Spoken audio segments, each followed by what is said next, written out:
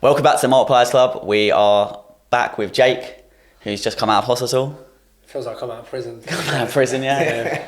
Okay, so we're going to delve a little bit into that today. But before we do that, we're going to start with some questions. So who wants to go first? Yeah, I'll go.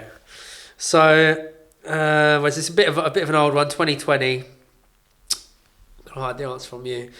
So, how many new businesses in 2020? Bear in mind, was that when COVID was? That was when COVID was. The height of COVID. No, I think March 2020 is when lockdown. Okay, fine. Yeah. So in 2020, so the year of COVID, how many UK businesses were registered in the UK? But it's that year? That year, yeah. That specific year. How many? Yeah. Mate, how many new businesses? How many new businesses are registered? Mate, a fruit and vegetable business. Wait, do you know what? There was probably bare registered. WXW property. Yeah. Do you think about how many were registered just to claim out the bounce back loans? Yeah. That's there would have been loads just to get the loans. I'm gonna say. Do you want multiple choice? Yeah, I have no idea. I couldn't even tell you. Yeah. Actually, let me. No, let's just have a guess. Yeah, just guess. 750,000. What? Got to think about what the failed businesses. I wonder if more businesses open than fail, than close. Because my question next, I know Yeah, of how course, many more fail. businesses open than close. Because they all open, but only some of them close. The rest of them stay open. True. No, but like in 2020. Oh, in the year. Like, yeah, Oh, yeah, 'cause like, up if until more close, yeah. opened, then obviously failed. Okay, because you've got the number for how many I know closed how many in closed. 2020. Yeah, 2020 to 2021. Oh, So kind of over 2 years. so you kind of cheated then. So- That's what you're trying to say. No. All right, I'm gonna go for 450,000. Luke? I have no idea. I'm just going to go with my lucky number. It's 17. 17 more. 17 companies. I'll go with, There was like three in this room. 170,017 businesses. I've got to give it to Sam. Sam, you were so close. Yeah? He said 750,000. How many was it? What is it? 770,000. Wow. Oh, that's, Yeah, that's good. Blue Peter Great. badge coming your way, bro. Let me know what the prize is. Nothing. My one Paid my follows lunch on later. from that then. This says from Q1 2020 to Q3 2021, how many businesses failed or just died? What was your answer to my question? 100. No, I said, but it don't really correlate. Yeah, it does, because that's how you done the maths, definitely. If I got it wrong anyway. So from Yeah. Q1 2020 to Q3 2021, how many Yeah. businesses died off in the UK? I think it depends how they've governed that metric. They Like I'll if it's tell you. based on what insolvent companies. Yeah, so they know. Yeah. Okay. It's gonna be high. It's gonna be a lot, but without knowing how many businesses are even in the No, UK, I reckon it's that hard a few of them just would have stayed open and you get in the bounce back lines. They got all the help during 2020. 500 to 600,000. Oh shit! It's 647,000. Okay, I'm a genius. Another Blue Peter badge. Shall I give you a fact on top of that as well? Yeah, Business go ahead, deaths. There are approximately 2.8 million businesses on the system in the UK. Wow. 2.8 million. 2.8 million and 770,000 of those registered in yeah, but then 2020. 650,000 of them failed in 2020. Oh, So that's what I'm saying. So it outdone it by like 100,000. Right, yeah. Oh, Yeah. fuck me. Crazy. Wicked. Luke, you got a question? Cool. Have you got one, Sam? Sam came without a question. Didn't do He had so. one job to might- prepare. might be He was one the of- only one who had questions Can I have last one time, of to be To be fair. fair, I had the three I got rid of questions one, last mine. time, so. We're just going to go one of mine. Cool. So, self-made millionaires say parents need to stop giving young people terrible life advice. What were the top 5 bits of advice they said they should stop giving? Wait, what? Self-made millionaires say So they did a survey with self-made millionaires, and the self-made millionaires said Gave that 5 parents need to reasons. stop giving young people terrible life Go advice. to university. go to university, definitely. Definitely one of them. Don't take risks. Save your money in the Yeah, bank. save your money in the bank. Just buy your own house. And Cool. pay So it we're off going to as go with this one because that's one of them. Buy a house and settle down. Yeah. That was one of them. Yeah. Is the other two I said not one of What them? did you say? Don't go to university or education. Oh no, sorry, go to university. Doesn't it's not on there. Right, But that's- that's probably that's- that is don't one write that's for bad sure, advice. isn't it? I'd say more so probably don't get too consumed into thinking school's going to make or break you, because most millionaires didn't actually do that You well didn't in listen school. to the question. No. Yeah, that's what you said. The question: what millionaire millionaire parents give advice? No. What did Millionaire self-made child. millionaires say? That parents need to stop giving advice. Okay. So basically, parents will say like, surely saving your money up. It's Save your money in the bank. Save for a rainy day. I mean, You got to take it away from me because it's in my peripheral vision. okay. I'm I gonna mean, cheat. it's hard because they're a bit. Okay, cool. One of them says you need a fallback plan. Yeah, plan B. Don't Is take that risk. saying- Is that not one of them? Doesn't say that directly, but Learn a trade. Ooh. Not to learn a trade. it's actually it's go work for a big stable company. Okay. Yeah, understandable. Don't sweat the small stuff. Okay. Yeah, saying because you should sweat the small stuff. Like small stuff's important. Like you need a fallback plan. That was if it says if people have a fallback plan, they're higher percentage chance that they're not going to be able to get through their actual plan because they know they've got the fallback plan. Plan B. Just plan A. Another one is cut down your screen time, which is I feel that's good advice. so it's good advice, but depending on what they're looking at. Like if you're going to sit there and just play games for 10 hours every day, then that's not going to be it. Building a But business on your phone. how many people can build a business on their phone, literally? You know how many millionaires from Forex, all they do is just lock themselves in a dark room, fucking tapping On screens the all day. screen. With Looking at the screen, yeah. I suppose so. Yeah, that's it. Alright, cool. There's the questions. Is there another one? Let's say it. No, Is there that's one it. more? No, I think that's we're it. Gonna do not do So yeah, I think it'd be good to just kind of start off talking a little bit about you, Jake. I know you've had a pretty life-changing experience over the past recently, month or so. Talk to us a little bit about what's been going on over the past month. So, got pneumonia, and then ended up in hospital for 2 weeks. Was completely off work. Obviously, as a business, I mean, we're only a small business anyway. There's a team of 5 of us, plus we got 2. Like I've got 2 support networks. So, in theory, as a franchise, there's 7 of us as a team, and then just being completely shut off from work. The week before I went into hospital, I spent 2 weeks in hospital, but the week before I went into hospital, I gave my phone away, so my work phone. So you get the odd message on your personal phone. So I've got 2 phones, look like a drug dealer like Sam right now. And you gave my work phone away completely to the office. Just completely shut off from work. It was mental from obviously being on it every single day, Sundays, Christmas, New Year's, as you do as a business owner. It never shuts off. You've always got your phone on you just in case. We've got a good network in the franchise anyway. I've got the 24/7 team that if it's out of hours, like they get an automated message and they can call the head office anyway. So that's a pretty good thing to have. But other than that, you're always checking, and it's weird just to completely. I mean, it's not a holiday, but you switch off from work. But obviously, probably you'd rather be concentrating on work rather than concentrating on trying to not dying and trying to get better. Talk to us a little bit about your experience inside the hospital, because I know I came to visit you. I think you were in hospital for like 2 weeks by that point. Yeah, 2 weeks by that point. And you had some pretty mad stuff you saw, and I mean, hospital is a weird place. You don't actually understand the concept until you actually go there. Obviously, sometimes I was speaking to a few people, they said, when I visited so-and-so, like you kind of understand how it works. But for someone who's never been into hospital for a long period of time, have you guys ever been in hospital for one night, a long period of time?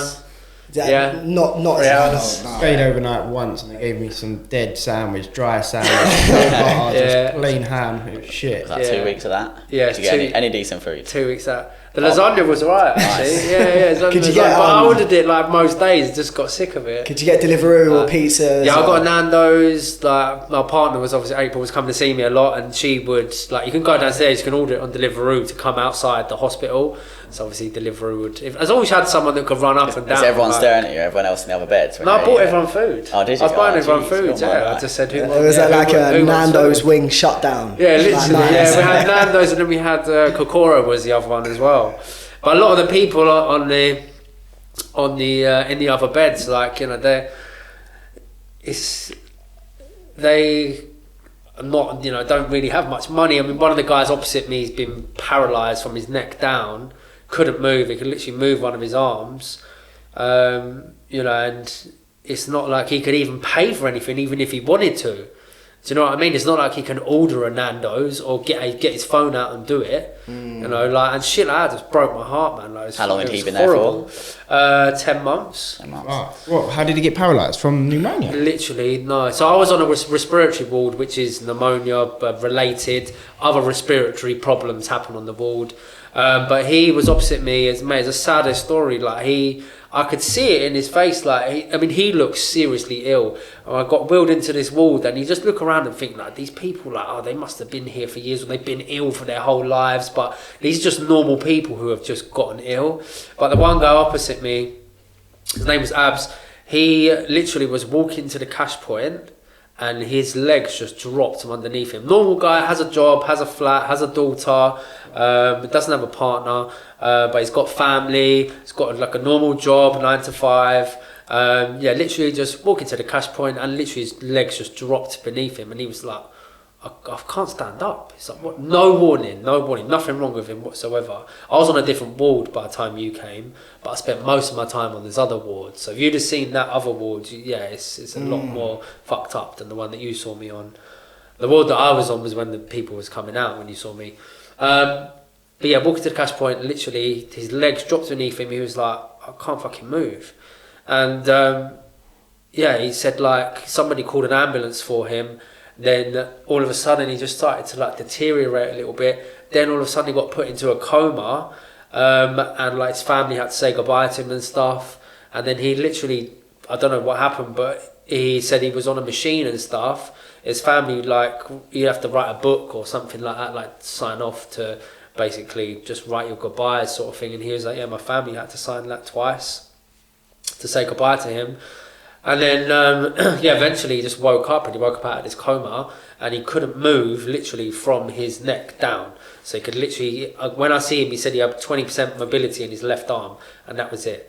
He could, when I was with him, he said he could start to move his toes like 2 weeks before. So his toes are literally moving. I'm talking like a millimetre. You could barely see them move, but he's like, I have some traction, so there's some hope. But yeah, man, he was just sitting in the bed, like, and like just speaking to him, I just my heart just went like broke for him. I could tell, like, you know, he looked fucked up, like, you know, he's like yellow, and like his hair's quite long, and you know, he doesn't have a shave or anything. Like, he can't, like, physically can't move out of the bed. And he's just been there for so long. But you could tell he used to be a normal guy. You know, he'd talk about going to the pub, and you know, he'd talk about like his lifestyle before, but literally his life's just changed in an instant. Was this the guy you told me about how he's in his 30s, he's quite young? He's about 40s, he's in his 40s. Okay, yeah. He used to do like boxing training, lived a normal life. Yeah, he used to do boxing, and just literally his life just changed like before his eyes. Like, it's happened 10 months ago, but like his mindset behind the whole thing, because all you have in that moment, like, he can't move his leg, for example. All he has is his brain and his mind. That's the only thing he has control of. He has no control when he goes to the toilet, has no control of his arms. All he has control of his mind. And I just found it so fascinating that he was like, I've got to remain positive. He's like, it can change one day. So what happened was, the reason that he got into this state, no fault of his own whatsoever, in his spinal cord, which is what sends all the signals to the rest of your body. I don't know if it's up here or down the bottom, but in the spinal cord there was just an abscess, which is just like a growth of some sort. It grows out of nowhere. It's not like a cancer or anything like that. It's just like like some sort of growth that can be uncomfortable, but it's just where it grew was the issue. I mean, you could get abscesses like in your mouth and like inside and stuff, or in your stomach. It's, you know, it's not going to kill you, but it literally just changed his life like that. And all he was saying was his mindset is just positive. Like, he's like, I've just got to think, I could have died twice. Like, I'm still here. I'm still fighting. You know, I'm getting better. I can move my toes. You know, there's people worse out. You know, there's kids that are getting cancer and shit like that. And he's like, you know, that's worse. You know, there's always someone out there that's worse than you. And like, he literally cannot move. Like, so. Yeah, I found it fascinating when I came to visit you. We were just talking about how we all get so wrapped up in trying to do well, making money.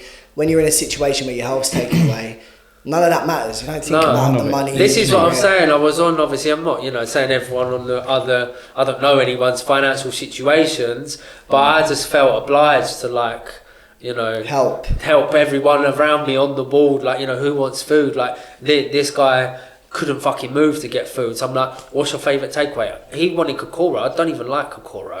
Like, it's shit. I had the shittest meal as well. But I know that he was so gassed that he had it. And I hadn't eaten a takeaway for like maybe a week and a half. But what the fuck is that? He hadn't eaten the takeaway for 10 months. So I was like, what do you want? I was like, I want an Nando's. He was like, I want Kokoro. I was like, all right, we'll get Kokoro then. No negotiating. I just went, yeah, let's just get Kokoro. That's what you want. What do you want from there? Oh, they do this banging thing. You know, he used to live a normal life, and now he's just in hospital and like, you know. Mate, big respect for doing that for people though, because I'm sure, you know, he's been in the hospital for 10 months. How many people have bought him a takeaway? I think you were the first one. Maybe, yeah. I mean, I don't know. I'm going back to hospital tomorrow to get a checkup. I've got to get an X-ray and stuff. I'm going to go see him tomorrow. Like, I bought him bare stuff on Amazon as well. I was like, what do you need? And he was like, obviously he couldn't move. He was like, my physio showed me this cup. Like, his family comes and sees him and stuff, but I was on the ward with him for 10 days. I see his brother come visit him once. He was like, I don't know when they're going to come. He ain't got a phone. He can't sit there on his phone. He's like, they just turn up. So like, his brother would just turn up. He's like, don't know when he's coming or whatever. I'm getting a visit every single day, and I'm so lucky to have everyone around me, family, friends, you know, and he's not getting really any visitors. Bro's been there so long, so like... Yeah. And to be fair, like, he doesn't want people to see him like that either, do you know what I mean? He's in a bad way. I mean, I was in a, you know, semi-bad, but compared to him, it's nothing, do you know what I mean? So, like, I bought him stuff on Amazon because I thought, like, I just really want to make his life easier and better. So he was like, talking to me, they shaved me with this thing and it's just shit. So I bought him a... like a clipper on Amazon, and I bought him. He was like, I can't move, and like he never said any of this, like, can you buy it for me? He just said like, I think maybe his physio had said. So his physio said he can't pick up his own drink. If he wants water, he has to go nurse. They have to come over and they feed him in a beaker. So I got him this cup where he's just got this straw. He's got semi-movement in one of his arms, so he can pick up this straw and just put it in his mouth. So I'm gonna go see him tomorrow. I think I would have sorted out before that. So, that's not even like that. Yeah, but this is what I'm saying though. This is what I'm saying. Like, that's not complicated. Why has no one done this for him? Do you know what I mean? That's why it like played on my heartstrings loads, because like this guy is like, he's just had like the worst thing that could possibly ever happen to you, and like he's like, nurse, I'm like, yeah, wait a minute. And this, like, do you know what I mean? Like, this guy can physically not do anything. I was calling people for him. I'd just be like, Abs, do you need something? He's like, oh yeah, can you get a nurse for me? So I'd have to call the buzzer on my thing and come over to my bed. He can't even put the button. This is what I'm talking, like 1-2 o'clock in the morning. He's like, just like stirring. I'm like, Abs, what do you need, bro? And he's like, oh yeah, can you call a nurse for me, bro? I need this. And I'm like, yeah, no worries, man. And I just called a nurse over for him. That's so crazy. I built like a real good relationship with him. But then, you know, there's other people on the ward as well. I had another guy. I got wheeled onto this ward, and it's like it was just a madness. Like a TV. I've been on a really like quietish ward. I say quietish. This guy was having fits in the corner, and it was making me skits. It's just like so much commotion, everyone running into the ward, and like got 10 doctors screaming his name like, Paul, wake up, stay with us, Paul. And I'm sitting in the corner like, this is just a mad. Anyway, they moved me off of that ward and I got moved on to this other ward. As I get wheeled in, I've got him right in the back, he's paralysed. I've got another guy he had pneumonia 20 years ago and has never recovered. He's in and out of hospital all the time. And then I had the other guy who had pneumonia and he had just been resuscitated, so they'd given him CPR. Just a quick question on that, because I know you were trying to recover from pneumonia when you're meeting these people. Yeah, I got brought onto a ward with all these pneumonia rejects. Did that, basically. did that kind of like play on your mind? Yeah, mate. My mum was the only one with me, and my mum was on the ward, and I could see it in her face. She could see it in my face. I was thinking like, why have they like at this point? Now you're thinking you're fucked. I'd been in 7 days and I hadn't got any better. This was the problem. This is why I stayed in for 2 weeks, because I've been in for a long time and like none of the antibiotics are working or anything like that. So then they moved me wards and I'm thinking like, what, am I going downhill? Like, I've just come from like a semi-okay ward. It weren't the best, But then I'm thinking like, fuck, this guy's been here that guy'd been there for 4 weeks. He'd been there for 10 months. The guy next had been there for 4 weeks. So they all know each other and they're all like loud and like, where what's going on? You know, like they're not full of energy like that. But like, as soon as I was coming in, there was this old fella, Tony, and he literally was like, he was chatting to me. He's like, oh, hello, mate. What's your name, mate? You on here? And I'm sitting there, like, I'm just skitzing out because I've just been brought onto this mad ward. But a lovely fella wouldn't shut up talking to me and just carried on. And then the other guy in the other bed, where they're all close and they've been together for a month, he's like, fucking hell, Tony, leave him alone. We've just got on here. And he's like, oh, I'm trying to make him feel comfortable, you know, it's quite a scary place, hospital. And anyway, he would just talk and talk and talk. And like, everyone on the ward knew who he was and just like would just be like, oh, it's another victim of, you know, who he's got in a conversation.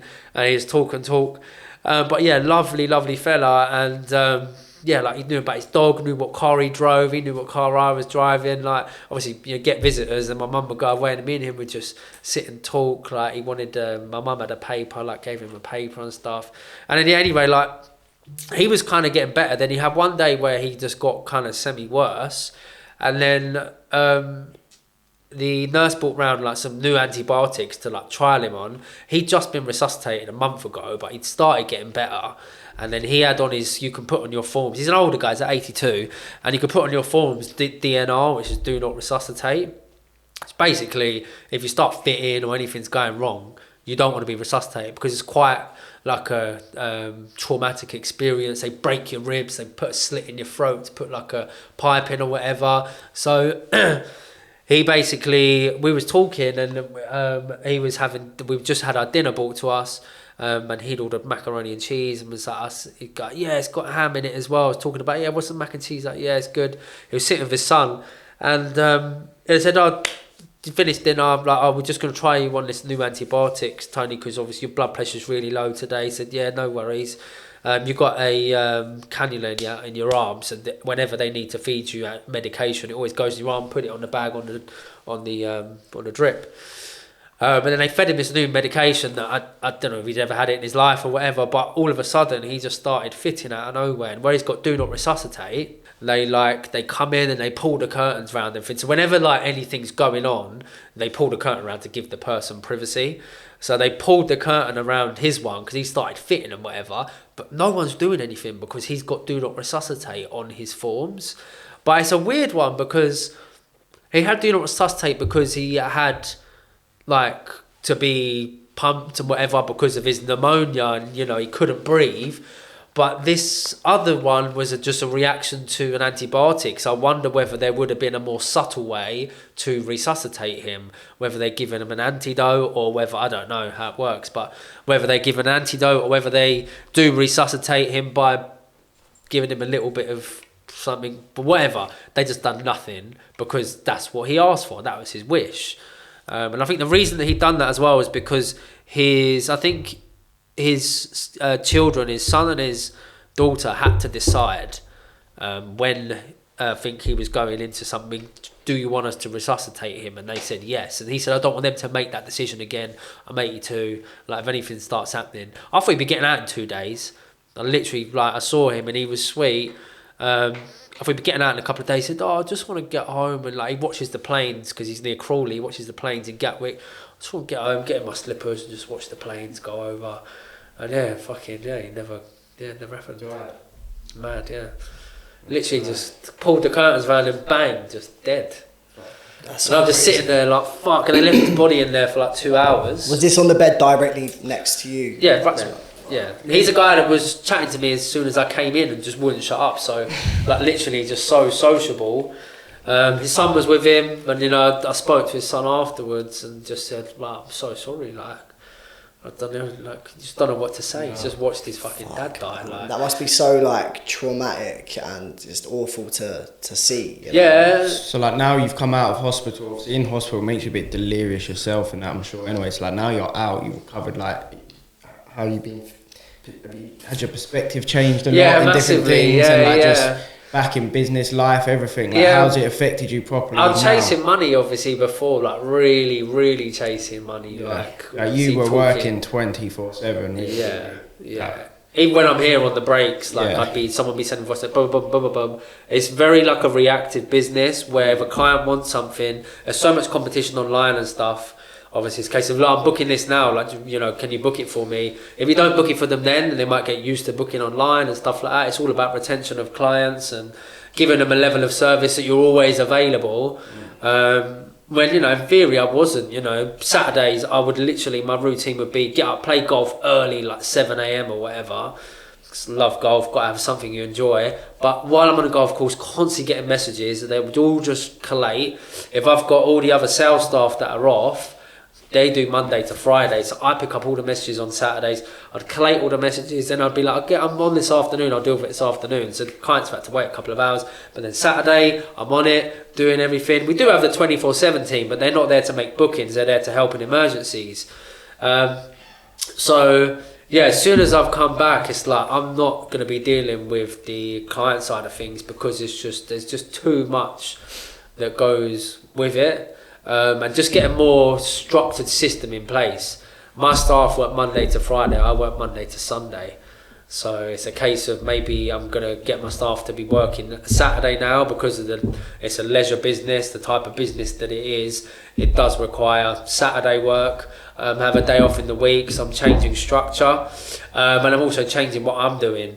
I mean, we're really so busy that I physically can't get away from dealing with inquiries and clients, but the idea is that I don't have to do all the reactive stuff. I'll do behind the scenes lead generation, dealing with the marketing team and bringing in the business, because while I'm dealing with clients, no one's bringing in the business. Marketing team are doing their stuff, but they're kind of free will. I'm not on their back telling them what to do, coming up with new ideas. That's what we do as entrepreneurs. We come up with the new ideas. I'll come up with them, but telling the marketing team or having a meeting with the marketing team is a different story when you've got all this other stuff to do. So it's just basically restructuring. Are you going to recruit someone new, or your team's going to be able to deal with I've got support from other franchises. So at the moment, I mean, the case is that's going to cost me an awful lot of money because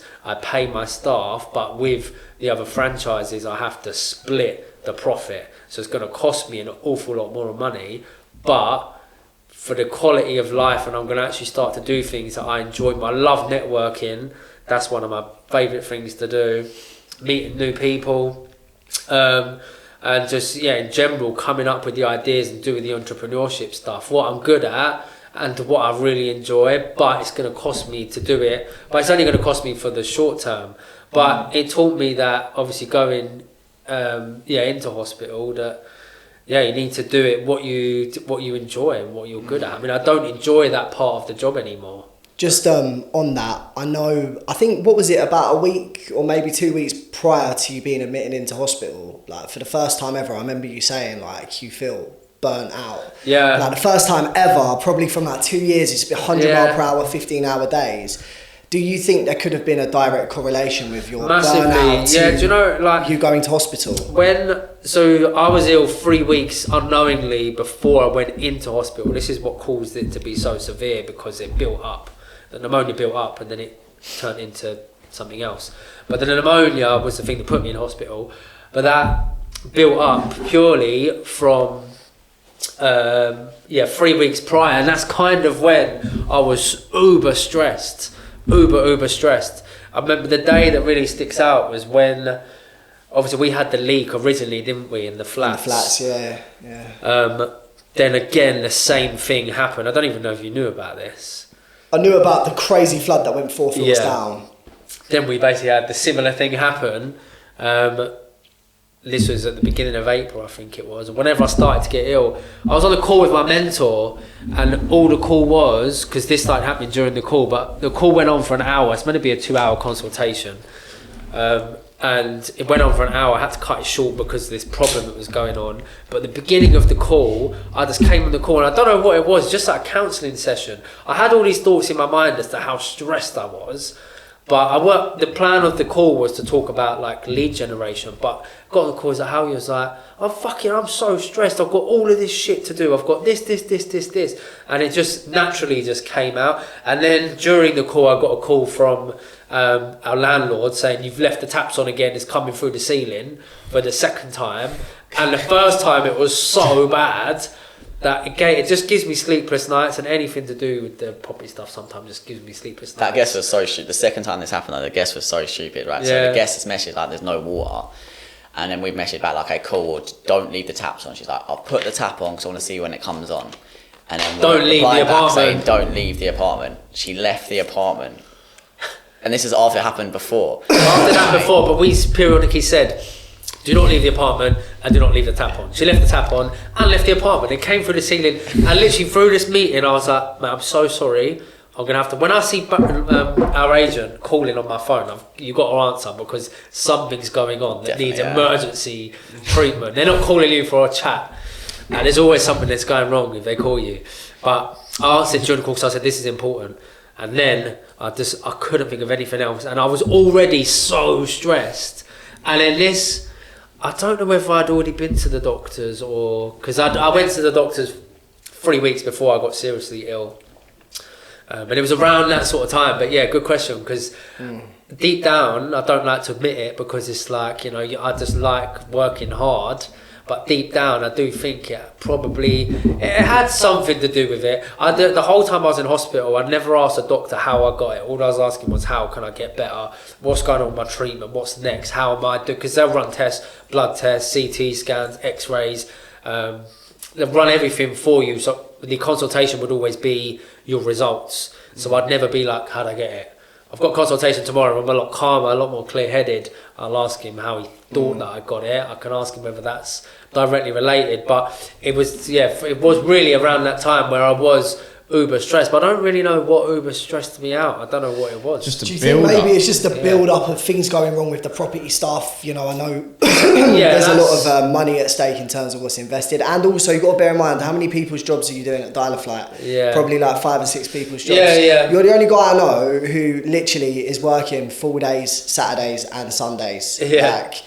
It's crazy. It's a lot to take on. I think sometimes we're so busy with running a business, we sometimes forget to actually focus on things we enjoy, right? Don't get me wrong, I would still, like I say, I would go out and play golf, but I'd go out and do like a networking event, or I'd very rarely, this year I've been drunk maybe 3 times. I haven't been out much because I've been... January, February is the biggest months of the year, so yeah, I was really kind of concentrated on that. But I don't want to blame my illness on that because it means I won't, work that hard again. But I want to because I enjoy doing that. But yeah, I think it was not the working hard, but maybe doing everything because I'm turning so much stuff down because of work. But yeah, like sometimes for like you and Luke, I'll see you out with clients like having meals and stuff, and I'd think in my head like I would never be able to take 2 hours out of the office to have a meal like with a client. Like that's just unheard of. Like I physically wouldn't have the time to be able to do that. To be fair, whenever we do it, like we'll always come back to so much. It's easier with 2 of you. Do you know? Because I'm on my own. I do have my staff, but I still have to make sure things are being done. And definitely. So prior to this experience, I know you felt like you were still an employee of your own business, which we all still are to a certain extent. Yeah. Do you think this experience has made you realise, okay, cool, now I need to be a business owner. You need to be a business owner. Yeah, I feel like I've hired to the extent I probably need to at the minute. I could do with hiring, but where I could kind of rest on without taking risk, I can rest on the other franchise owners.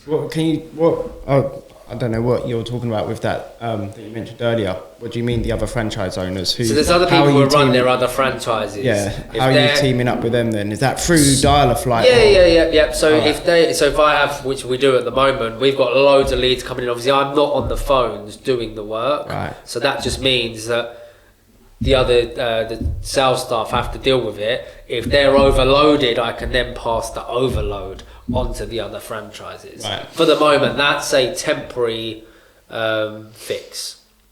Yeah. Because obviously they still have their own businesses to run. I still have money to make.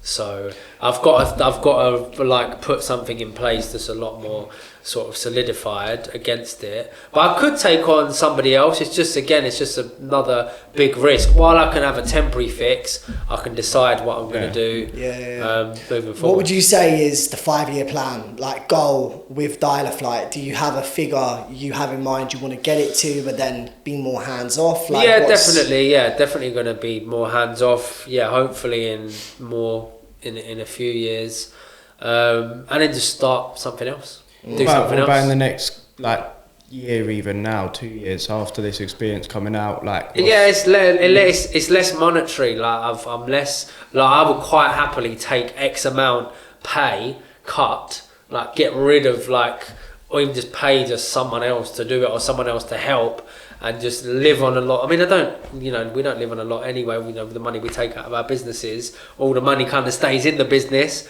I've realised, I don't necessarily need to break my bollocks to do it. I think what I'm doing now is still going to benefit the business in the long run, because I'm doing what I should have done ages ago, and that's to do the development side of things and to be behind the scenes rather than on the front line. It's just pushed me to do that a lot earlier, given me an excuse to do it, and also know that actually, do you know what, if I'm not there, things will still get done, the business still gets run, we still make money, albeit not as much, but things still happen, it still pushes forward. But when I go into this other position, I can push it forward a lot further, a lot quicker. Because this time the business was actually running self-sufficient while you weren't there. Obviously you didn't make as much money as you would have if you were there, but if you weren't in hospital and that was all happening, and then you were still doing some kind of input, then you would have been, and you would have made sure that the money was still coming through. So exactly. But it's just, I feel it's hard because I feel like I don't want to give my staff all the stress, because eventually I'm burnt out. It's not even their business. They're going to get burnt out sooner or later. So I don't want them to get to that point. So that's why I kind of need to keep when my you're at that staff point, busy. You need more staff, though, innit? That is the whole That's the point thing. of it. It's like, That's the point. That's when you need them, because you know you need them, because you've got all this many inquiries coming in. You've got this person that's now stressed. They've got to the point where they can't do anything more. That's when you need another person. Yeah, I mean, the idea is of teaming up maybe with another franchise, which to bang heads together. And, the other franchise have wealth of experience, and it's putting two heads together. Two heads are better than one. I've got better strength, so I feel like I'm going to go down that route where I will have to give away probably a large portion of my business, but I don't actually care. I'm quite happy to give it to someone who's super experienced, who I trust, who knows the job already. I haven't got to train them. If I do bring on someone experienced, they're not going to be trained on the system. They may not be trained on the way that we do things. Well, they definitely won't be. They won't be trained on the destinations maybe that we deal with or how we do things. If I team up with another franchise, use your network. That's the message. So use your network to maybe push forward. Yeah. I haven't come up with an agreement. That's what I said to you earlier. You can help me out with. Come up with the what? Come up with an agreement of how it would actually work, and obviously be beneficial for both parties, because mine is the bigger of the franchises. Mine's the biggest one, not out of the whole of them, but mine's out of the ones that I'm talking to, mine's the biggest one. So it's kind of how do we equally split it so that it still needs to remain in your name though, so it's your clients though, so you're getting the repeat clients. Yeah. Again, this is something that just needs a lot more thought, but tapping into your network and kind of working together. As I say, I'm quite happy to give a portion of mine away, so that I don't know whether I'm being impulsive because of what's happened, but that way I haven't got to do what I don't like doing. I can do Monday to Friday because I'm going to be doing business to business development. You rarely get business to business going on a Saturday or a Sunday. So it's changed the way that I've thought of doing things. And just on that as well. So I think we've all gone through burnout some way or another in this room. I know you had it pretty bad just before your pneumonia spell. So for viewers listening to this who might be on the brink of burnout or going through burnout right now, have you got any advice in terms of how you can try and not burn out? If I could have given myself the advice, is literally just step away from the business for a week and see what happens. That must be a very hard thing to do. That's right? yeah, but would I have done that? Probably not. No. I know it's kind I don't of think I'd have done like it. there's not many positives at all of pneumonia, but do you think maybe the positives of this are you've now seen the business can run without? Yeah, massively. Yeah. I can see it can run. I can see also. Yeah, like I'm on about doing big months. That's what drives me now. I don't think really that's such a driver for me anymore. What's your main driver now? It's enjoyment. Actually enjoying what I'm doing. I'm looking forward to doing the whole networking side of things and development side of things and doing meetings and jumping on the train up to London with my laptop and doing a bit of work on my laptop. Yeah, like, that's literally where I'm at the bit of free flow. Like you're kind of just doing what you want, and then every day's different. Obviously I can't put down what I've done because I've done it for 8 years. Like, I loved it. I love talking holidays. I love putting itineraries together, and talking to people about where they've been, where I've been. Like, that's networking in itself, and just finding common ground with your customers. And like a lot of my customers are become my friends. So it's that's enjoyable, and I enjoy talking to them and catching up about a couple of my customers might own horses, or how's your horses doing. I've got quite a few that do own horses. How their horses doing and stuff like that. Do you find it hard? Like, I found it hard because we've got an account manager now. I delegate a lot of my work to our account manager, but then passing over a client you've got a great relationship to someone else. Yet. Oh, have you not? I've not done any. I haven't done any of the passing over. I've done a whole list of my clientele, and I've decided who I'm going to pass them to based on what they do and everything like this. But yeah, I haven't actually actively handed over many. I've done a few. I've done a couple who I know would just be easy passes, but there's a lot that won't be easy passes at all. I may lose some business. I don't know how it's going to run. But bringing on the other franchises would actually be like the solution. It's a case of I've got someone here who's got let's say 20 years worth of experience, rather than my staff who aren't as experienced. I can pitch them in and be like, they've worked with Dullflight for X amount of years, 20 years, their whole travel career, they've been doing it double the amount of time that I have. They're double as good as I am. I'm not going to be accessible. I'm not going to be reliable. Yes, I have been reliable for the past 8 years or whatever you've been booking with me, but the next 8 years I'm not going to be reliable. You're not going to be able to get a hold of me. It's not fair on you, and I just haven't got the capacity for it. Yeah, and you're going to get kind of saying this is to give you a better service, really. That's to give you a better service. There, and then you just need you. You're there. Yeah, if it's really that's the thing. You just need to nurture then those relationships still yourself. So you might not be, but you can still obviously pick up the phone yourself, check in with them, go play golf, go see them, exactly. go whatever. And then you're going to still keep that relationship. It's just because everybody who obviously is filtered down from me, it's my branch, and they run by my values and they run my ways. Do you keep notes on your clients though? So if someone took them over, they know like a bit about them. Other than the holidays? Not necessarily. That's something I feel like they could probably build rapport on themselves. If they start telling them stuff about themselves, then it might be a bit intrusive. So I feel like it depends how you play it. Like it definitely would. If say for example, there's notes on the system, your sales girl calls the client. Oh, I heard you're a Leo star sign. So am I. That's weird as fuck, right? Yeah. But say for example, what we do is we write client briefs for all of the clients I assign. I pass over to our account manager. What football team they support, how many kids they've got, if they like dogs, where they live.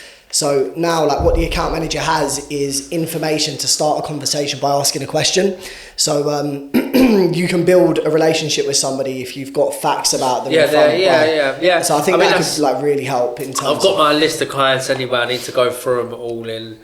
I've done a lot more of like the analysis side of things as well, like where they came from, how I got that lead. And things like that. So that's the sort of shit that I want to be doing, is doing the whole overview. How many clients do you have? We have on the list was 400. I know you work with some pretty high profile clients you book holidays for. Are you allowed to kind of disclose I can't disclose names. No, but names. But yeah, footballers, a lot of I have to be fair. When I've let, I used to deal with a lot of footballers when I worked for the company. A lot of like England players, loads of Premiership players and stuff like that.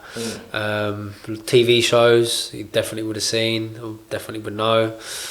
It's TV personalities and stuff like that. Big, huge so interesting, companies. Just on that as well, what I found fascinating is how much money people actually spend on holidays. Like high net worth people. Could you talk a little bit about families who might have kids, not how even much they're spending. not even high net worth people, but people who just run standard businesses. We regularly book holidays where people are spending 20, 30, 40k. Wow. But it's just the type of clientele that we have. Obviously, they then have a pool of friends that they have who would also regularly spend that kind of money. When you're spending that kind of money, you want a recommendation from someone. You don't want to be booking online from Airlines R Us, who you don't know anything about. You want someone to tell you. So a lot of our work does come from recommendations. But the original place, and this is what I've done to analyse the data, I've done where they came from, recommendation. But if they was recommended, where the original lead came from. So that could give me a better statistic as to because obviously recommendations one way of getting clients, but how did I get that first lead? Because it's not, they might be the third lead down the chain. It's recommend. But originally, how did I get that? And yeah, it's quite interesting. Most of it, like I think out of the 400, like 160 something was from networking, whether that be my own personal network or going out and networking, which, I mean, in terms of monetary cost, it doesn't really cost much to do that. I mean, going to the networking events and stuff, yes, if you've got subscriptions, like obviously Founders, and another one is like Mash Golf that I do, which I've not actually done yet.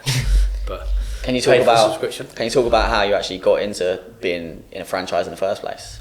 Yeah, so worked for the company for about 5 or 6 years, I think it was, and then done pretty well there. Went on a lot of trips, got a lot of experiences. Like, it's amazing. You get loads of free holidays, right? Yeah, working for a travel company is You go to Brazil. Sickest. Oh god, no, yeah, everywhere. Brazil, Canada. Went to the States, Thailand, Mauritius. They sent me to Australia. They used to do a trip every single year. Big sales competition. Because they want you to go there anyway, because then you're those hotels. Yeah, right? yeah. So I mean, the beauty is it's just like a circle again of just network. So the hotels want you to come, and the airlines want you to try out their products. Obviously, the company will get it for a good rate. They get their staff getting experienced. The hotel gets sales on theirs. The airline gets sales on theirs. So yeah, you just experience it. And I've experienced business class with pretty much all the major airlines. But I would never have experienced or never would have paid for. So yeah, super grateful. Obviously, yeah, there was a table and a score that you had to reach in order to get these things, and I just work hard, in the sales environment, and yeah, you smashed it. Done you well. were pretty much top biller every single month. Well, right? I was top for the newcomer, not for because you've got to think about it as well. In the whole list as well, a lot of people have been there for 20 years. So the business began 42 years. So these people have a pool of clients that they've been booking for 20, 30 years. I was top kind of newcomer in terms that I would be probably the highest at the board for the sort of time that I've been there. People that have been there for 2 years, I was a lot higher than the other people that have been there for 2 years. But yeah, in terms of pound for pound, no, I wasn't. I wasn't top biller, no. Because I remember we used to work together in the broking industry, both on £800 a month salaries. Yeah. Got fined £400 a month for being late every day. Yeah. Maybe earned a couple £100 commission some months, and then you went from that when we were maybe like 17, 18 years old to, I think it was recruitment, wasn't it? And then Dial a Flight. For like 3 months, yeah. Talk us through how Dial a Flight changed, because you started earning some real good money pretty young. But what it was, obviously, where we come from broking, we were doing outbound sales on our feet, doing 300 calls a day, getting told fuck off by John. Not allowed chairs. And then ringing John back and telling him to fuck off. And then literally, you just no chairs, literally until you've sent out a brochure, you cannot sit down on your feet, wireless headsets, running up and down the office. Literally just the maddest, call script. And then I'm going to someone who's calling my phone and telling me they want to give me their money. And easy peasy. For a holiday. Yeah, mate. I want to spend 50 bags. Yeah, I just found it. And I get a commission for this. I found it a lot easier than John. So, yeah. How old were you when you probably would say that you started experiencing success or like got the taste for the life? Because I remember seeing you go from having like Sainsbury's meal deals to travelling to Abu Dhabi 1 month, Dubai, Mexico. Obviously, don't forget this all paid, a lot of that was paid for because I was doing well, but yeah, I think my first year, it was maybe like 20, was it 19 or 20 or something like that? Something like obviously that. Went to earning like, I think, what was we on? We had like £800 a month, so it was on like 10 grand. I went from earning 10 grand to 40 grand. Literally within the first year I'd done 40 grand, but I would write down every single week what I'd done, and I had this like, it wasn't a spreadsheet, but it was a diary, and it had all the dates in the back, and every week I would write down what I'd earned that week, and then I'd work out for the month, and then I'd done that for like 3 years, so every year I could actually work, I could see how much more I was earning every single year. Sick. But yeah, in the first year I'm 40, and then from there it just went up and up. How old were you when you earned 40 grand? 19? 19 or Not 20. many 19-year-olds are earning 40 grand, Yeah. right? So that's pretty impressive. Yeah, And then- sales though, like that's a big thing as well, which it should be for the listeners, is that sales is one of the only professions I think out there that you can literally go into and literally change your life within a year. If you're wanting to be like a journalist or a writer or a solicitor or a lawyer, you have to work your way up to get to 40k, and it's going to take you 2 to 3 years. You've got graduates that go to university for 3 or 4 years and then get a starting salary of 25k, even though they're uber qualified. Sales, you can go in, I've got the best salesman, there's definitely better salesmen out there than me, but you could go in and someone could go in and earn 100k. Recruitment and stuff like that. If you're good at sales. If you go in and smash sales, And a transferable skill as well. How many years was it you were there until you actually decided to go with the franchise? 4 or 5, and then COVID hit. Obviously been earning money and getting better and better every year, and then COVID, getting all these things. Because obviously as an entrepreneur, you've always coming out of ideas, like I'm selling stuff, while I'm at Dollar Flight, doing all the entrepreneur stuff on the side. And the only reason that I actually stayed there was purely because I was getting all these holidays. It'd be like, I can't leave because I'm earning good money, but I'm going away with them. Then they're taking me away in 6 weeks, and then they'd be taking me away again, and then I'd be going away with the missus as well, booked obviously via them. You get all these different perks and stuff. So then it'd be like, I can't leave because I've got all of this to lead up to. And then COVID hit, and then all of a sudden, they just offered out different contracts, and rather than laying people off, they want to keep good staff. Anyone who's entrepreneurial and wants to grow a business, set up your own branch, and that's basically. So how many people did that at the same time?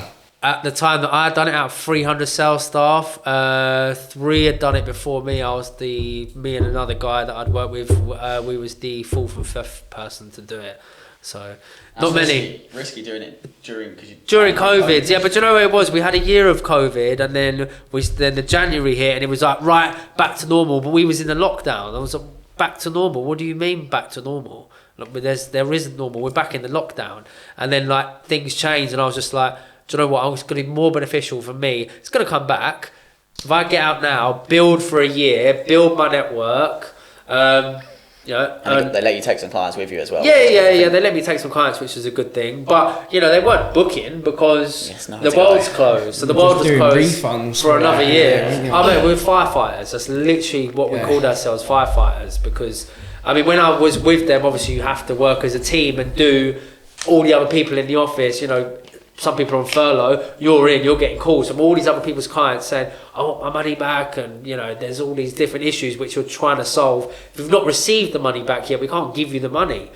So it's all that, and then I just like this. Just for me, I knew that I was going to do that anyway. So why wait a year and do all this when I could just leave now and then start it up? So started it up, and then just growing. It changes every 3 months. A new office. Then we get a new member of staff. Now I'm at the phase where I'm going to get into a new role. So it's just evolution of how things happen. I think it's actually quite a good way. Obviously, that they kind of offered it to you, but I think some people. I think we kind of spoke about it, about more like entrepreneurs or whatever.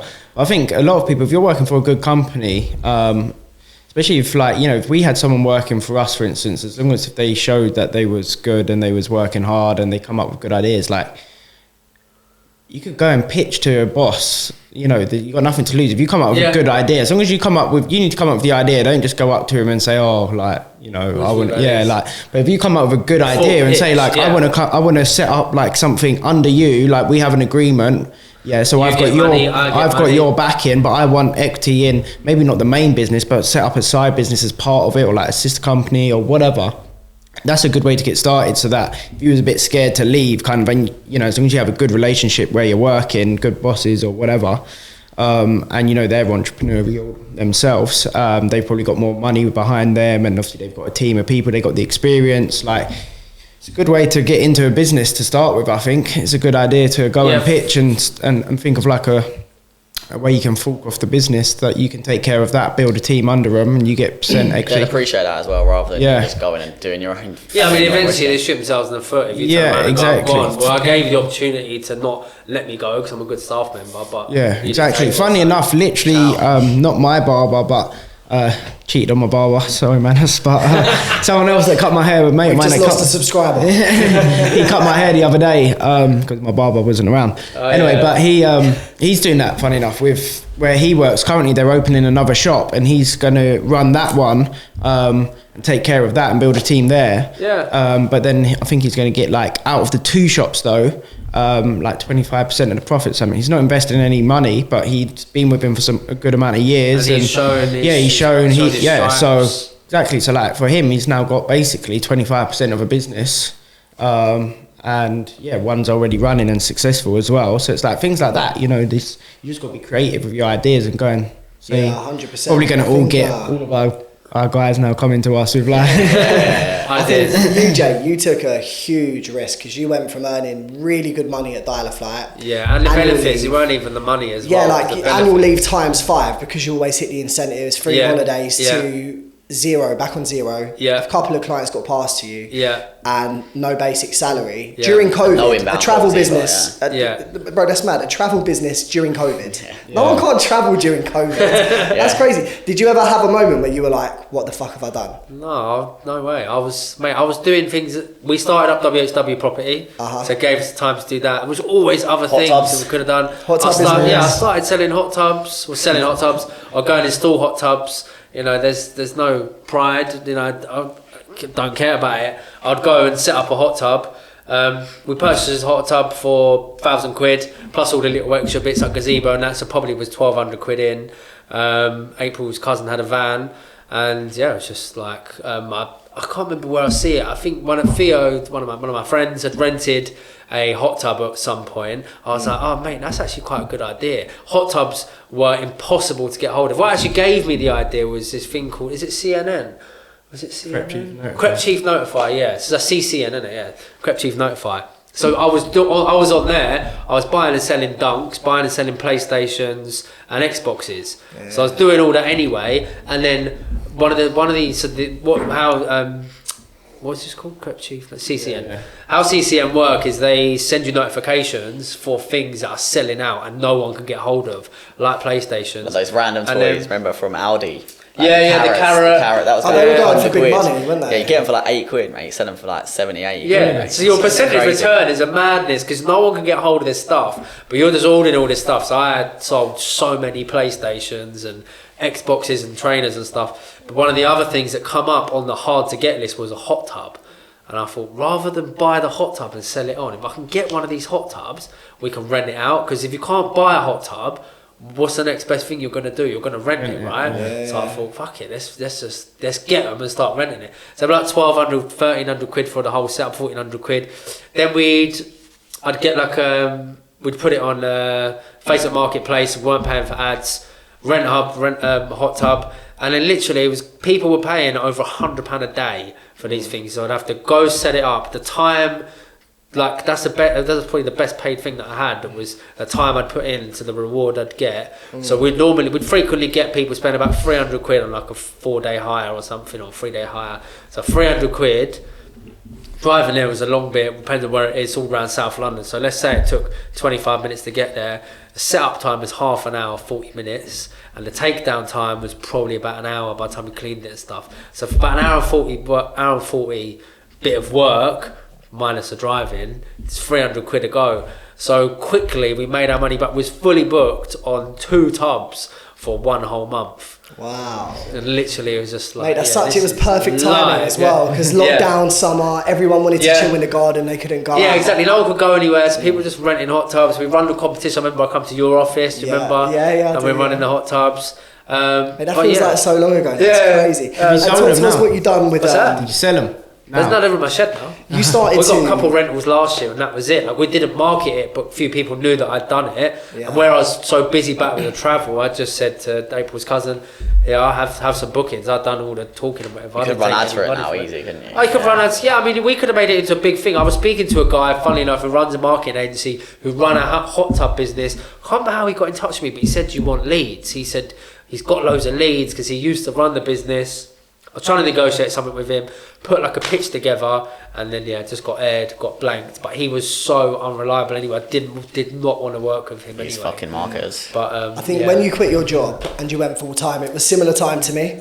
Because I remember we used to wake up at like 6 a.m. Do you remember we used to go for the runs and stuff? I swear down, you went like 3 times. Bro, to be fair, we had literally like 2 months. I went every single week. Solid. I was up at like 5 a.m. just raring to go. Yeah. About 2-3 months in, I stopped waking up at 5 a.m. Yeah. When you start new things, like a fresh start gives you a fresh mindset. Yeah, and you just got that fire in your belly. When you ready change to jobs go. and shit like that, like I remember changing jobs, like you just get everything so organised, get your new pen, get your new bit of paper. Your diary, your goals. Yeah, mate, like you just got a whole different outlook. It dies out, doesn't it? I think that's when the real entrepreneur came out of you, from what I saw. I think you've always been very entrepreneurial, but when you started a travel business during COVID with no salary, you started a hot tub business, you were buying and selling those Audi fluffy things, and you were doing all right from it as well. I remember you showing me some months you were nicking a few grand here, a few grand there. Yeah, and I still got by. I didn't make any money really from the travel for a whole year, but I still made more than average salary. For sure. And if you look at obviously this year for your travel business, you're doing some incredible numbers, you know. You must be in the top, I don't know, 5-10% of earners in the UK if you actually... I don't know, it's hard to know. We'll have to ask that as a question. What is that? Yeah, what is that? How much do you reckon you sold in holidays? Since you've been on your own? Since I've been on my own, I actually looked at it the other day, funny enough, you should ask. I can't remember, it's on a spreadsheet somewhere. It's about 6 mil. Okay, that's a lot of holidays. Yeah, 5 or 6 million pound turnover we've done. Yeah. Is that since you've gone as a business? Yeah, since I've done that. Yeah. What's that, I think 3 years. No, 2.5. 2.5. So you're doing about 2.5. Yeah, I think we nearly done $1 million in like January this year, like January and February. We nearly done January and February. I think we've done 800k. That's huge, man. Yeah. No wonder you're so burnt out. You've been booking all these holidays. But you know, it's still like a real struggle. I mean, it sounds like a lot of money, but what they say, turnover is vanity and profit is sanity. Yeah. So for sure. They're basically saying that. Obviously, it sounds like a lot of numbers, but actually, what are your actual numbers? Yeah. And it's hard. Like when you run a franchise model, and anybody who's thinking about running a franchise model of anything, because you can do it in anything. The biggest well-known franchise model is McDonald's. So I mean, it works differently to how we work, but McDonald's will buy the building, then they will find a franchisee who will then pay them the rent, so they just get a tenant, and then they give them the royalties, they give them all the tools to do their job, and then they split the profits. So yeah, I mean, it's just, similar kind of model. They give us all the tools, they don't give us any of the leads. We have to do the lead generation. 100% of the overheads are mine. They will not pay a penny towards anything, which, they shouldn't really. But 100% of the overheads I have to cover, so I've got to cover a lot of stuff. And then, obviously, one of the biggest overhead is doing a split with them. So you have to pay your franchisor. Yeah, for sure. So for someone listening to this podcast, you might be thinking about starting a franchise business. What would you say are the benefits compared to the cons, the pros, the cons? Good question. I mean, it depends on who you're doing it with, because other franchisors may give more than what I'm getting. They may give you leads. I mean, I know some out there that do give you leads. So you just have to be careful as well, because a lot of franchise models, I didn't have to pay for mine, luckily, because I was an employee previously, but some people do have to pay. I mean, most franchises you have to pay. I think Subway's like 100k or something like that. I mean, me and Sam went to a franchise expo once. Oh, did you? Yeah, we were so young. We must have been about 17 years old. That's sick though, like going to stuff like that. Like, I remember that. Yeah. It was good. A good 10, 12 years ago now.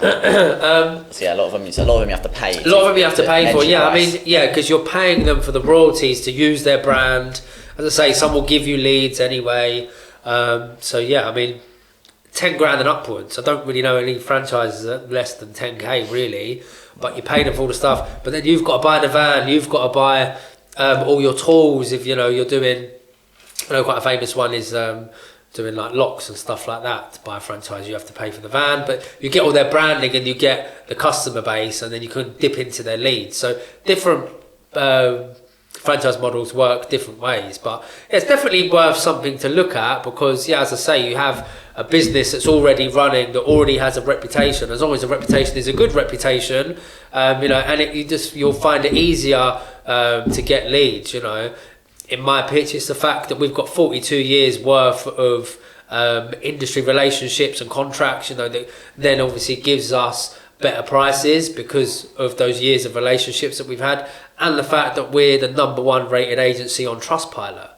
That holds so much weight. Just those two things are like the two top selling points. Massive. That gives people, you know, the confidence to book with you, and that, you know, their 40 grand that they're spending on a holiday is safe. Yeah. Would I be able to get someone to spend 40 grand with me if I've got one Trustpilot review, no Google reviews, and barely got a website that's made?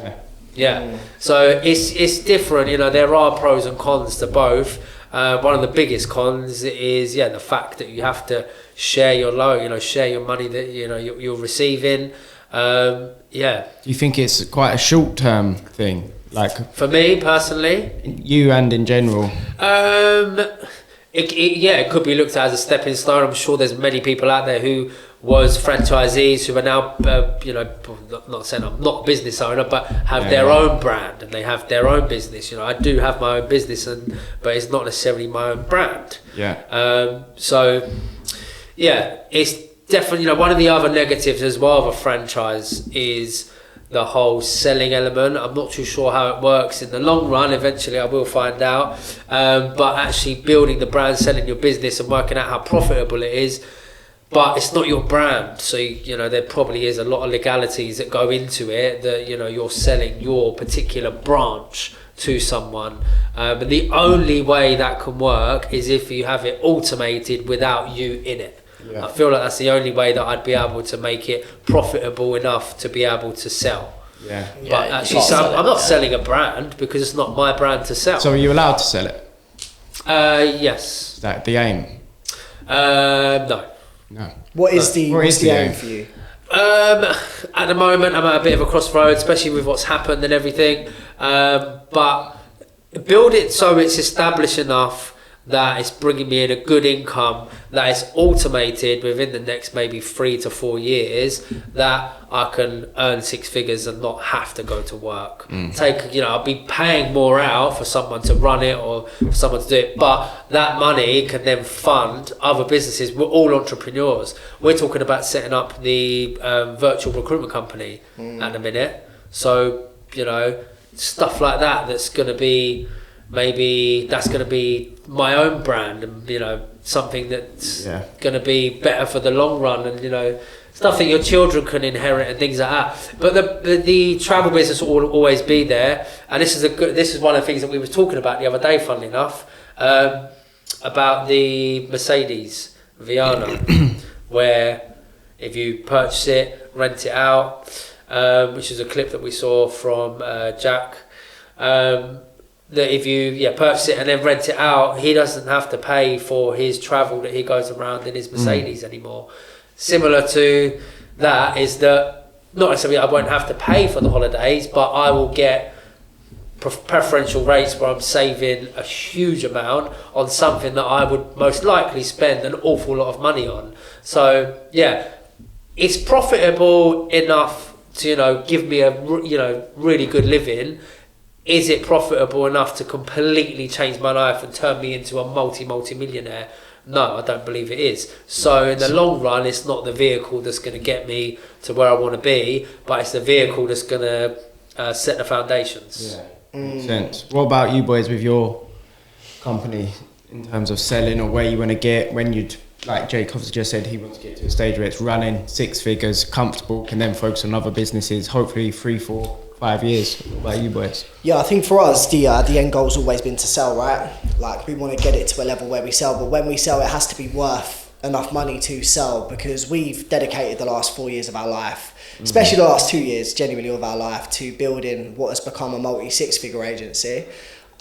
If someone offered me 500k today, I wouldn't take it. No. If someone offered it's me, not going to change your life. It's not. You know, if someone offered me 1 million today, I wouldn't take it. We've worked too hard. I know where we can take this. You know, it's in that 8 figures for sure. For us to get there is not going to be easy. It's now about implementing systems, processes, hiring experts, automation, to actually gear it up to a sell. You know, what people want to see when they're buying a company, it's not 12-week marketing contracts, it's 12-month contracts, it's gradual profitability, scaling year after year after year after year. So within the next 5 years, we're looking to sell. Yeah, for sure. The set figure isn't necessarily a set figure. I just know it has to be. If someone come and slapped it on the table for you, then a figure. For sure. It has to be life changing, because what's the point of selling something even if it's 3 million quid? Luke gets 1.5. I get 1.5. After tax, you're left with 800k. If the agency's making 100k profit a month, after 8 months of me keeping the agency, there's no point. That's why it gets priced in though, and like, you obviously have to do it properly. Yeah, for sure. But I think where you've got to be a little bit careful is nothing's guaranteed. So if you're gearing everything towards a sell, you're keeping all your profit in a company. There's been stories of companies where 1 year they're worth 500 million, the next year they're being bought for £1. Do you get me? Purple Bricks just got bought. Purple Bricks is a perfect example. They got bought for £1. They were like a billion pound industry. Purple Bricks though, right? You know, I think I know someone I did a job for it. Their friend started it, I think. But what is that? Is that legit though? Is that not something dodgy going on there? No. They physically was in so much debt. They had no cash left. Yeah. But obviously, when you sell the company, the new company will inherit. As far as I'm aware, they will inherit the debt. So obviously, the debt then gets wiped from that person. So if they're in £1 billion worth of debt, I have my company for £1. Should have fucking bought it, mate. 25p each. Fucking hell. You know, it comes down to what KP said on episode 1 or 2. Know your limits. Right? Yeah, that's you've got true. to know your limits. I know if we can get this agency to a point where someone's going to buy it for 20 million, that's life changing. Yeah, that's my 100%. limit. Yeah. Unless my lifestyle drastically changes in the next 5 years. But I think the key is to have fun along the way. You can't just put everything towards building a company and not taking any money out or investing to actually have fun with your personal life. You have to have fun along the way. So I think it's about finding that healthy balance. 100%. You know? Yeah. That's obviously what, I hope it never happens to any of you guys, but obviously that's what the whole experience has taught me as well. Is so you get so involved in it, especially when you're making money. You can see the next pound note, and you just like, what's that thing, that skeleton where they've got that fishing carrot, dangling the carrot. Yeah. Well, it's money that's hanging over and they're just chasing it like this, and then eventually die. There's a grave. I find it interesting because entrepreneurs always say, escape the rat race, become an entrepreneur. No, you're in your own rat race, bro. We're all in a rat race still. Let's not get it twisted. You have a boss, but your clients, you have to answer to them. They become your boss. That's a worse boss. I was thinking this the other day when I was on my walk. Yeah, especially some of mine. Literally, when I sent you lots the voice note when I was so mad the other day, I was thinking, mate, like, a job is not that bad at all. Like, maybe if some people obviously work in companies that are shit, but I was thinking, like, the people that work for me, you've got it cushy, like, a lot better than I have. I was so angry. I was thinking, do you know what I mean? It's people, they're earning more money than or taking more money than I take with a company and stuff. And I was thinking, you've got it easy. Like, I'm laid back, I'm chilled. There's lots of companies like that. A lot of people enjoy work, and there's no reason to necessarily think, unless you're entrepreneurial, obviously, but I don't even think a lot of jobs, it's not like some rat race. Like, if you're in central London, long hours, sweaty suit, like shit job, shit pay, but a lot of the local jobs and people, my mates and stuff, like, their jobs aren't bad at all. Like, it's not worth the stress sometimes, is it? Some of our pals, like our pal Theo, I'm sure he doesn't mind us talking about him on the podcast. Like, he's employed, he's worked his way up a company. He's earning, I won't disclose the amount, I don't know exactly, but more money than me or us. And he works for a company. So I don't really think it's fair to say if somebody's not self-employed, they're in the rat race. Because to be honest with you, there are certain days in business where I just think, I wish I kind of just stayed in recruitment. Yeah, do you know someone's what I mean? got to get a Like, job. yeah. Thing is, yeah, like the money.